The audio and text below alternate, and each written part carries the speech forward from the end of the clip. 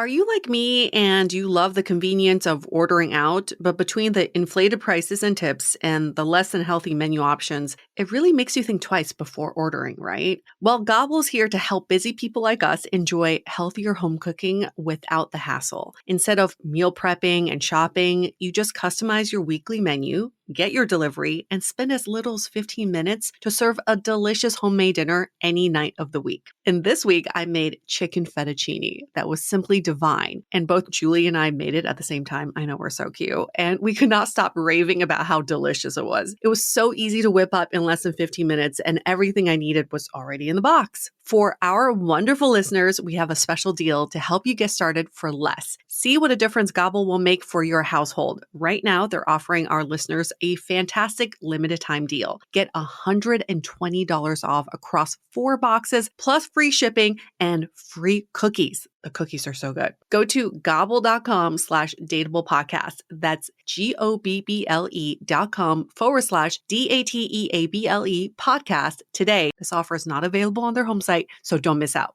Hello, Dateables. Welcome to a Quickie with me, Julie. I wanted to talk in more depth about why dating is rarely as personal as it feels. This is a topic that is near and dear to my heart because I took dating way too personally for too long. In fact, I even still struggle with this even in a relationship. So yeah, this is something that is personal for me, and I know a lot of you all struggle with too. So I wanted to deep dive here a bit. And I know that other people struggle with this because we put up a post on Instagram a couple weeks ago that took off beyond what I was even expecting. So if you missed it or want a refresher, here's what the post said. When someone can't commit or show up for us the way we want, it's all too easy to take it personally. I wasn't good enough, attractive enough, successful enough, the list goes on. But what we've realized, rarely does it have to do with you. The ex that couldn't commit, still single. That partner who couldn't express their emotions, still apathetic. That person who ghosted, still a poor communicator. We're not saying this to put others down, but to remember that you're just one piece of the puzzle. By giving ourselves more compassion, we can use dating as a way to find the right partner instead of taking every action to be a reflection of ourselves. Whew.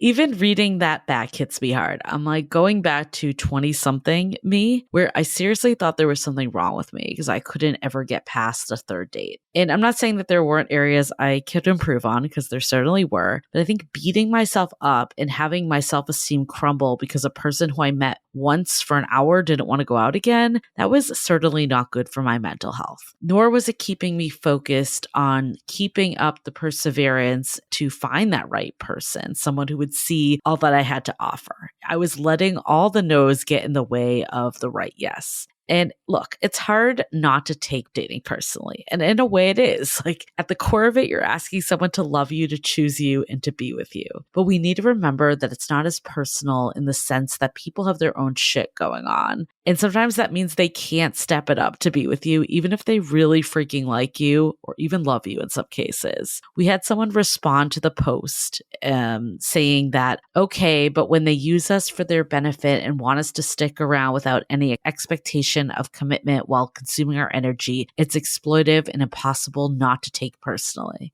And look, we're not undermining this experience. Like it sucks. It's terrible. It's the worst when you're in this. But ultimately, it's not personal. Like they would likely do the same thing to anyone else that would let them. Our job when this happens is to walk away and to learn from it and see what is causing us to want to stay with people like this. So if there was one thing I could redo in my love life, it would be to not try to prove my worth when someone couldn't commit to me or said that they didn't really want to be with me. It's because I took it personally and made dating about validating myself instead of saying, okay, this isn't the right person for me and I'm going to move on to find someone who is. So you probably have heard me talk about this before, but it's definitely something that stays with me. I spent 2.5 years in a friends with benefits situationship. I don't even think the word situationship existed back then, but that is what it was. And that's because my ego was so tied to this. It was a friend that confessed his feelings for me. And then he backtracked saying like, actually, never mind. I don't want to be in a relationship, which in turn made me double down because I couldn't be rejected now by him. Someone I wasn't even interested in the first place. Like it's actually fucked up saying it now. Like what was I doing? But it was because I was taking dating so personally that got me here. Like I said up top, it's still something that creeps in for me. Like when my partner wasn't ready to move in and take things to the next level, my worthiness wound flared up big time. And I took it super personally. And I had to like sit through couples therapy where the therapist at times were like, I'm not hearing what you're hearing, to realize that it had more to do with his own stuff than me. And I honestly think that's 99% of the time. Like I also needed to trust that the right things would happen for me. And, in this situation, luckily we were able to move past it and get to that next level. And honestly, I'm glad that we took the extra time to get there. But even if we hadn't, like it still wouldn't have been as personal as I made it. Both people ultimately are coming in with their own shit and past to unpack in every dating situation. We just don't think about it because we're just thinking about ourselves and we don't know this person. And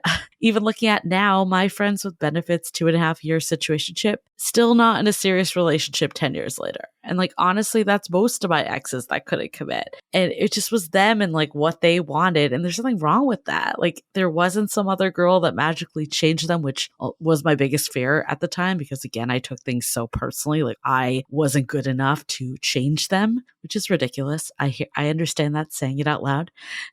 But even if there was another girl, like it still wasn't personal. Like they could have just been a better fit. It didn't mean like I was flawed or broken. And, by not taking rejection as personally, which is something I was able to get to the last time around dating, which I think greatly, greatly helped me. Like I was able to move through people that just weren't right. Either I recognized it or they did. And ultimately it led me to the person that was the right fit, my current partner. So hopefully this is helpful as a reminder that dating is rarely as personal as we make it. We're not going to be everyone's cup of tea, and that's okay.